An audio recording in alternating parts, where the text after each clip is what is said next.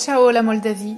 Nous traversons de belles campagnes, beaucoup de troupeaux de vaches, de chèvres, de moutons et de jolies églises ici ou là.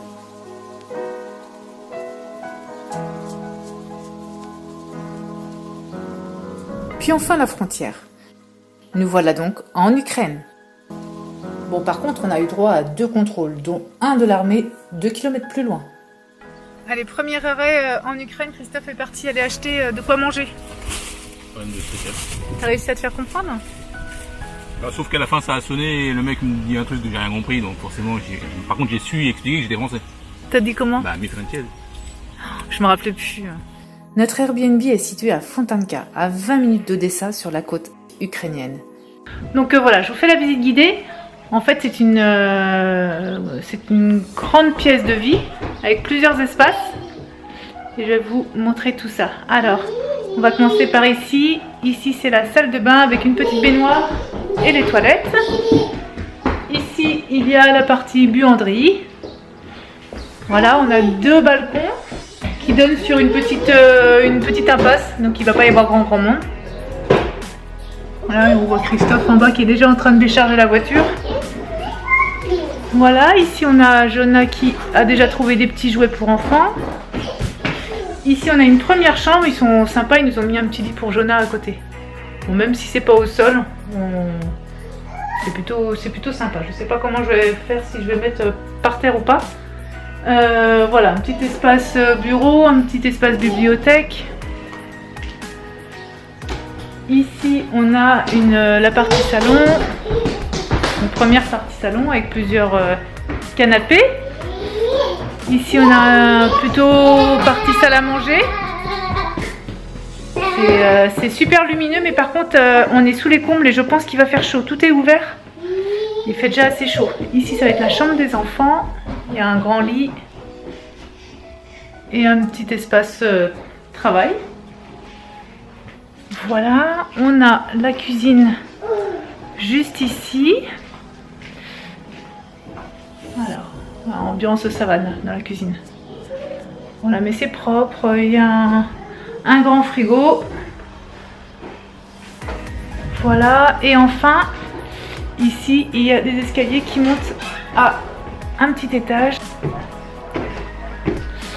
Et voilà, ici, il y a un petit coin jeu pour l'écran. Voilà, il y a un autre lit, mais je pense pas qu'on s'en servira déjà parce qu'il fait très chaud. Et je pense que les grands s'en serviront pour travailler ou pour jouer, comme ils veulent. Voilà.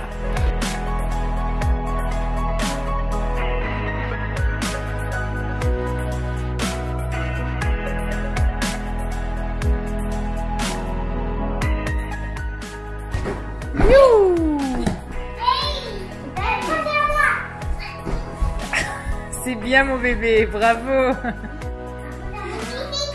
Bah oui, c'est qui le chef?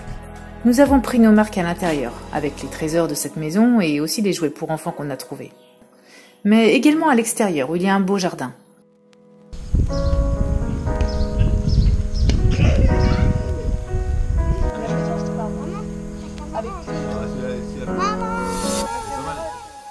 On a un superbe temps ici, c'est parfait pour les balades dans le quartier, voir comment les gens vivent, les maisons. On remarque beaucoup de potagers et beaucoup de chiens errants aussi.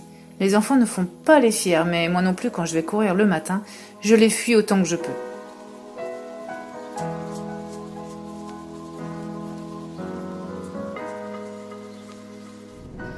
Le temps est parfait aussi pour les joies de la plage. Cette mer m'apaise, je suis heureuse de l'avoir retrouvée.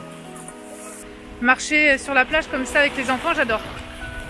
On s'amuse toujours bien et c'est plutôt top. Il y a une belle journée aujourd'hui, c'est cool. Je pense qu'on va bien profiter ce mois-ci. Tout comme en Bulgarie ou en Macédoine, comprendre l'alphabet cyrillique, c'est corsé. Mais ici, contrairement à Skopje en Macédoine, très peu parlent anglais. À nous de faire l'effort d'apprendre. C'est le russe qui est couramment utilisé ici. Ras. Glace. Non, ras. Glace. Ras. Glace. Ouais, c'est mieux. Glace. C'est comme ras, mais ras. Nous sommes allés une première fois sur Odessa. La ville ukrainienne a été fondée par Catherine II et était censée devenir la Saint-Pétersbourg du Sud. Et c'est vrai, elle ne manque pas d'atouts. La première chose qui m'a frappée, c'est le nombre de symboles du passé. Cette statue par exemple, appelée Monument de l'Orange, Odessa était en disgrâce avec Paul I. Mais quand les résidents de la ville ont envoyé à l'empereur 3000 oranges grecques, le souverain a cédé et a envoyé une grande somme d'argent pour le développement de la ville. D'accord. Donc c'est en gros, c'est en gratitude à... En remerciement, une sculpture en forme d'orange et effectivement on voit, ça doit être Paul I, j'imagine, qui tient une orange dans sa main. Il ne reste plus qu'à savoir qui est Paul I. Non, maintenant, voilà, c'est ça. Maintenant, on ne sait pas qui est Paul I, mais on va s'enseigner, bien sûr. Autre symbole du passé, Odessa a été colonisée sous l'Antiquité par les Grecs. Et on sent beaucoup d'influence méditerranéenne, bien plus que l'influence russe dans cette ville.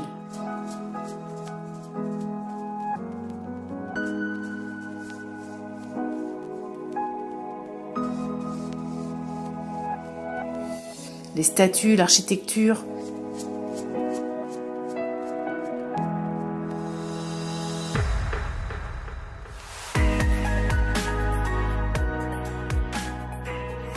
J'y ai ressenti beaucoup plus d'Italie que de Russe. Ce boulevard Primorsky par exemple, ces longues allées fleuries, vertes, ces petites places cachées, cette fontaine juste magnifique, ce théâtre national d'opéra et de ballet, juste trop beau.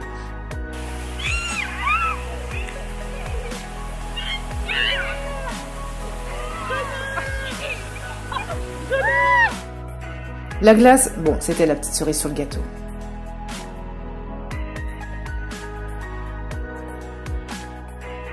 Donc contrairement à ce que je pensais, c'est pas du tout le palais de justice, c'est la mairie. Magnifique. Une mairie comme ça, moi j'en veux bien. Et derrière moi, donc, ici, c'est le buste de Pouchkine. Voilà, vous savez tout.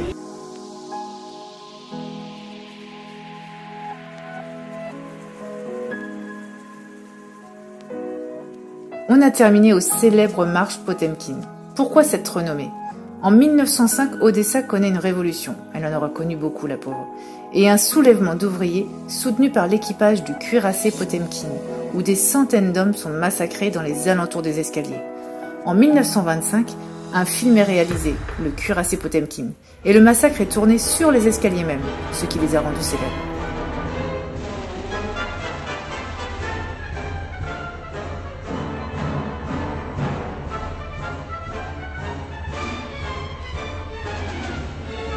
D'en haut, on ne voit que les paliers, mais arrivé en bas, on voit bien les 192 marches. Si, je les ai comptées.